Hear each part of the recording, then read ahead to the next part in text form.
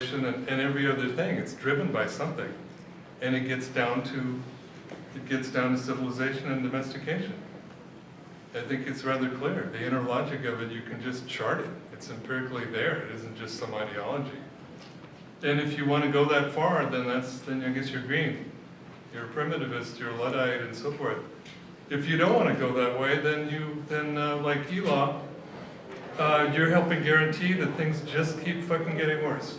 They just keep getting worse because we're just still scratching the surface, and we're not nailing what this is all about and going after the sources of the cancer, of the destruction. That's the way I put it anyway. Yeah, thank you. This sounds really familiar to me, and I just realized what Gandhi did is he had to go to the Jainas to get support for his movement.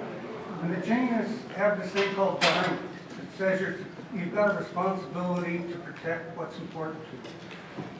But they also have an overruling factor that's called ahisma that says, first, do no harm. Well, Gandhi took that to heart, but to do that, he had to go to what is essentially the 1%ers in India. Okay, the Jainas just happen to be the wealthiest people in the entire country. And so that kind of like negated his effort in a way. When you go to the rich people to say, how do we fix the problem of rich people pushing us around, it's like you've given up. Now, I do not think that is a bad idea, but I do wonder where the extent of not causing any harm interacts with my dharma, my protecting what I care about. Am I supposed to tear things apart? Am I supposed to, do I just sit back and watch them tear themselves apart? Lots of it. It's just fun. Yes. I'm a practicing environmental attorney and also a long-time Buddhist meditation practitioner. And for me, there's no inherent conflict whatsoever. You know, what you addressed in terms of conception of the self, in Buddhism, there's a concept of interconnectedness of all things. And Alan Watts, who's a Buddhist scholar, talked about the illusion of the skin-encapsulated ego, which is basically what you were talking about in terms of limiting your sense of the self to the body. And I think to a large extent for anybody who's, you know, willing to put any serious thought into all the things you're talking about, it's a pretty subjective process. And for me, Buddhism has enabled me to see things more clearly, to develop my sense of connection with everything, and to be very independent in how I form my values. And being a lawyer is just one way to, you know, to try and do something that makes a difference. And how do you evaluate how much of a difference you can make of being a lawyer as opposed to being an activist, and whether your activism is more personal or whether it involves joining groups? To me, those are more strategic questions. And if there's anything about your presentation that I was a little bit troubled with, it's what I felt was a tendency to make unnecessary dichotomies. And you addressed that to some extent by saying that it was more nuanced than, you know, what you had time to really get into. Yeah. But still, I mean, I think it's a great process to go through these kind of thought investigations. But I think it's unnecessary to trivialize or to characterize as irrelevant or whatever people who choose to act in one sphere as opposed to another. I mean, you just have to look and see what the hell they actually do and what they accomplish. And admitting, I think one of our problems is that nobody's accomplishing a hell of a lot. We're all getting pretty troubled by the whole situation. So, you know, I'm glad that you're doing what you're doing. And if there's anything I would encourage you is just to not to isolate yourself too much from other people doing maybe a little bit different things. Yeah. I'm gonna respond to that real quick. First off, all my work, and I say the larger this milieu, is deeply informed by like, philosophical Taoism. Like personally, the Zhuang Tzu and to a lesser extent the Lao Tzu and the Ye Tzu are both like heavily impactful in my own work, my own philosophy, how I understand the world, which in turn, I'm sure as you know, deeply affected Zen Buddhism, Buddhism in general. So really like none of these ideas are new at all. They were just like trying to like recapitulate, you could call it indigenous ways or even like philosophical Taoism. So yeah, you're absolutely right. This is very Taoist. All this is extremely Taoist. Secondly, like the whole conversation around effectiveness or that, I personally am uninterested in. I get that a lot of people are. I'm interested in how they affect the body. And like as a therapist, that's kind of like how I view the world. So when you engage in, when you sign a petition or give money or do these things, how does this affect your body? Versus when you punch someone in the face because they're kicking a dog, how does that affect your body? Does that make sense? So I'm interested in like the effect it has, and you're like, there's this thing that racism's bad. I should go walk in the street and carry a sign versus that dude's a fucking racist. I'm gonna do something about him. Like is the act of like decolonizing and directly applying what's going on and honoring your immediate bodily felt instincts. Does that make sense? But then it's the next phase. What do you do? What do you mean? Well, after Punch him in the face? you've registered how it impacts your body to whatever the experience is or whatever the thought or feeling is, then you say you're going to do something about it. Yeah, I mean, that's like, what do you do after you do anything? It's like, in my own experience, in my life, and again with my clients, this process is inherently, like, it can create a process to where you are, it's very empowering and liberating, like, wow, I can actualize my beliefs in the world, like, I actually have autonomy, I have agency. And that in turn leads you to look in the world slightly differently, and hopefully do something else that gives you more agency and autonomy. So it can create a very like empowering, healing, rewilding cycle, as opposed to like the traumatic cycle, the domesticating cycle, which is like I have no autonomy, so I can't do anything, so I feel less autonomous, I just acquiesce to everything. I can't do anything. Does that make sense? Sorry. I don't want to take up too much time. Yeah. We could go on. I would say that there's no end in the power of acting out rage and de-domesticating yourself, rewilding yourself, and actually acting out the rage in a physical manner. It is like one of the most wild, fulfilling things that you'll ever do. Like watching police have terror in their eyes because of your own agency is amazing. But the question that I have would be is, do you guys know of any primitivist or anti-civ critique of the rise of the transhumanist movement? We're looking at it. Well, you know, by the way, I can't Well, not help. like a critique of the movement, but like actually like a study of how it's like, Oh, interesting. Like in the last month or like a week ago, there was like 300 people that like consider themselves cyborgs that got together, and it's terrifying. Sounds like I heard that on NPR, and it's just like, and there's like a guy driving around the country as a transhumanist presidential candidate. Zoltan. Yeah, it's Zoltan. He's driving around in a coffin. Yeah, Zerzan debated him, so just type in Zoltan versus Zoltan debate, and you'll find it. So Zoltan's great because he just says things. His main objective, there's a lot of different objectives amongst the transhumanists, they all focus on different things. His objective is to live forever, right? He thinks that insofar as people are dying, then the project is incomplete, that longevity and not only life extension, but immortality is the ultimate goal that transhumanists should be focusing on. What I find of value, I guess, in the transhumanists is that I think there's, we've talked about this to a certain extent, that these are sort of the two sides of the coin. Everything else in the middle is an incoherent jumble, and there's sort of primitivism on one side, and then if you're on board with the project and you're on board with the tech and you're on board with all that, then you should be a transhumanist probably, right? The logic goes in that direction. So rhetorically,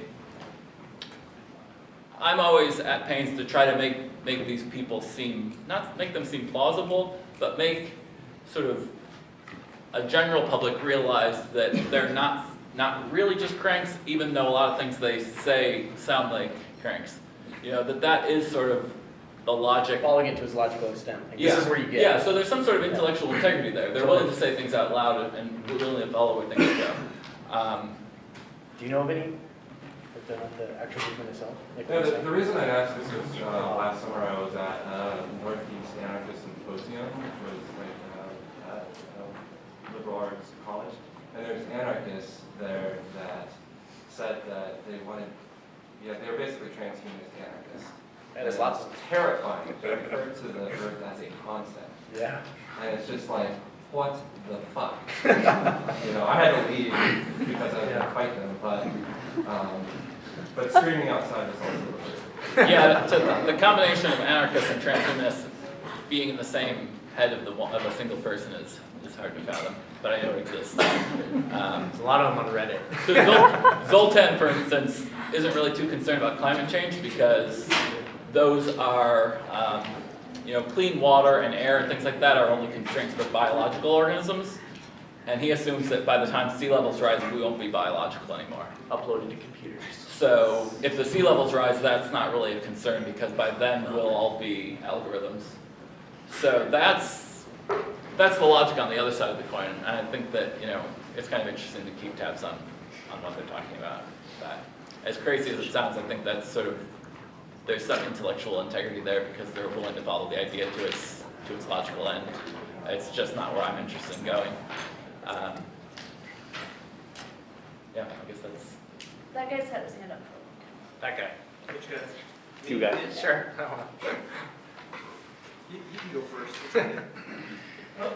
So, I'd like to explore this idea of self-extension a little bit. Mm-hmm. I know John and a lot of people sort of been, looking at the examples of, hunter-gatherer societies, small-scale face-to-face societies, and sort of the progression into imperial, expansionist, whatever kind of societies as being what sort of led to where we are.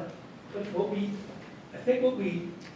and people used to talk about like the missing link, between humans and apes. I guess now that's been filled in pretty well, so I think we understand a lot better. But what we don't, I think enough about is that you talk about self-extension in kind of a vague way, but you talk about it from a subjective way, a personal subjective way. But I think what the reality, if there was a real reality to like hunter-gatherer cultures currently, whatever, is that there was a very concreteness to the shape, of that group. There's almost like a group consciousness that people actually, that I think one of the fundamental problems we have in accessing that is that we've lost it. Totally. And we can't get it back. Maybe. And people don't really, people live communally, whatever. The communes failed in the 60s, But I think there are experiments, but I don't know how deeply people are really going into it. I don't know if we have the wherewithal to sort of reconstruct. There's very subtle relationships, the reciprocal gift giving, like there's actual practices, which anthropologists identify, which maybe can lead back into the subjective conscious, but it takes a continuity and it takes a focus, of living together, which goes against, what you're doing is great, but isn't the next step like something like really No, it's not. No? It's what's healing. That- I guess I personally am not really interested in like working towards a future world. I don't think what I'm doing is revolutionary at all. Something completely different I'm talking about. Okay. I'm talking about a kind of, like, if we want to resist, like you need to resist, like people talk about affinity groups, but you really need to really trust people and really work together, to move together as a group. I've had a few experiences where had, did events and stuff where you got to the point where you moved together as a group. You knew everybody had a role. It's like a tribe. But maybe that's what we really need to do. In order to really resist what's coming down, we need to recreate something like that. Yeah, I would just say that wilderness therapy is the closest thing that I've ever experienced to that. It's experienced in a very small scale, very temporary, very... Right, like a temporary autonomous zone, but we need something Exactly. a little more. Yeah, We need something totally. a little more. Yeah. I would just say that doing these types of activities, doing land projects, going out and actually experimenting, trying to make it happen, absolutely, do it. Find friends, go to the woods, experiment away. Yes? Are you, I'm sorry. Yeah. So, in reference to, this is for any and all of you. In reference to self-realization and sustainability, in a world where self-realization and sustainability are paramount, do you believe that the institutions of patriotism, patriotism to a country, law, lawyers, judges, do you think those things will have a place in a world where those things are paramount? This isn't a trick question, really. It's not. I'm not trying to undermine anybody at all. No. I would say no, not at all. I mean, there's a reason these things spring up, and Paul, I think, was in some ways referring to the record. We lived in face-to-face band society for about 3 million years, and that's what, to some degree, banishes my pessimism or my tendency to pessimism when it appears. If that's so, this 10,000 years is not much compared to that. And people did take responsibility and accountability. The survival of the group often depended on it.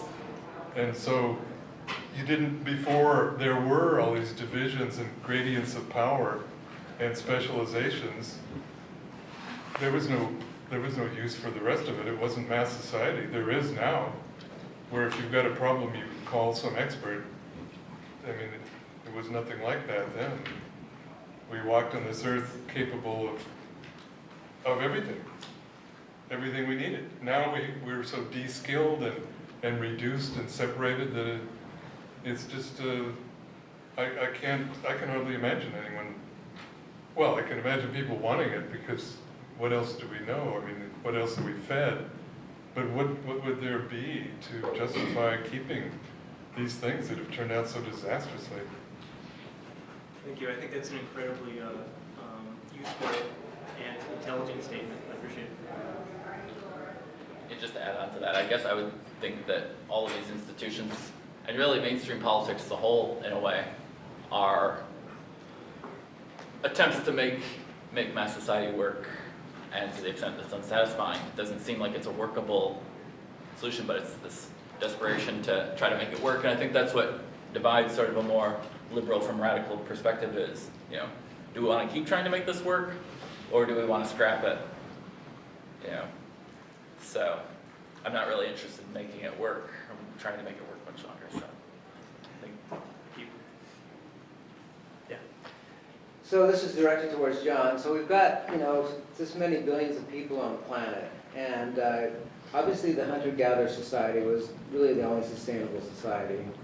We started with the agricultural run, it kind of set us off on this point where we are now. But with this number of people, if we had a hunter-gatherer society, we would denude the natural world so quickly. And most people don't even know what you can eat, that how would you do it with the amount of people that we have on the planet today? Well, that's just I don't know, that's just such a mammoth challenge, how you go in that direction, how you make connections to find alternatives, real, in a practical sense in terms of a process or a transition. I think we can hold it up as something to think about, and also identify the reasons why there's 7 billion people. I mean, it's not a natural occurrence. First of all, domestication was a spike, not absolutely because there were so few people, but relatively. And the Industrial Revolution 250 years ago, that was an enormous spike, and it just keeps going. If you keep all these institutions that caused that, then there's no way out. You're just a bystander. You know, we're passively watching. But I don't know. I have no idea what's going to happen. Or I guess I think nothing's going to happen until and unless people just get sick of this. That this void, this empty suicide trip is ridiculous, and their kids are going to have a even more impoverished and crazy world than this one. That might happen or might not. You know, who knows? But if people haven't, well, anyway, I'll just drop that. Yeah, But you're really not that's the answering the question. question. You know, the question is, how do we move towards, I mean, how do we do it? We've got this many people on the planet. We don't, because no one's gonna do that. I reject that completely. I'm not a surrenderist. People, once, it seems to me, not inconceivable that more dialogue brings these things to people's attention. If they're just watching TV and so forth, then they have no idea. They're not supposed to have any idea. It's forbidden. Think Charlie Rose is going to have any of us anytime soon to kick this out and raise these challenges? It's you know, there are gatekeepers on the left as well as the right, and that has to be, they have to be somehow moved out of the way. And then possibilities may arise.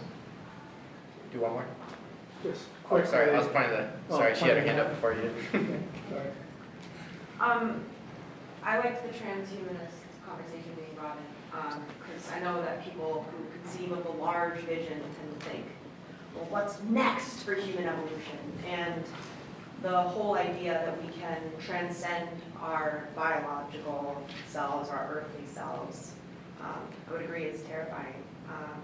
But I also think that kind of when I hear you speak about, you know, this civilization, it's a mess. We need to scrap it. Well, the way of nature, as I've seen it, is that it makes use of that which it no longer needs, which does not serve. So rather than have the idea that we scrap it and throw it to waste, like in the ideal landfill, is there a way to actually make use of technology, or to make use of the things that right now plague us?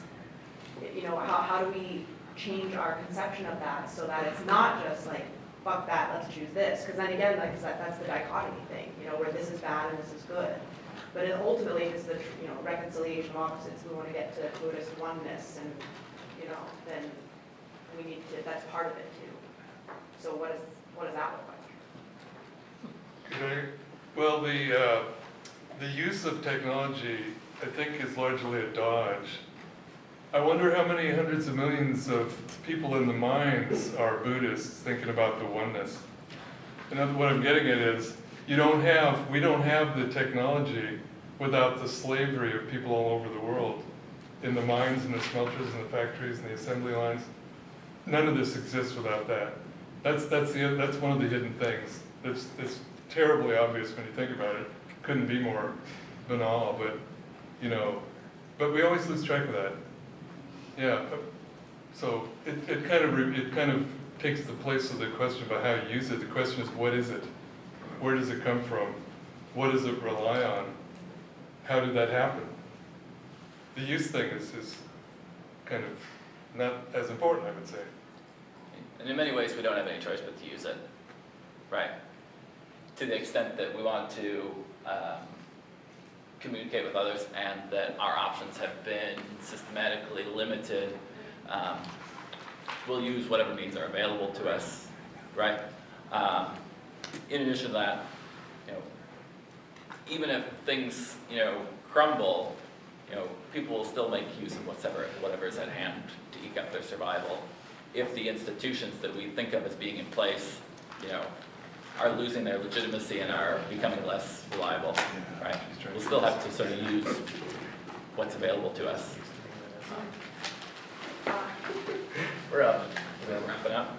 Thank you for hanging out.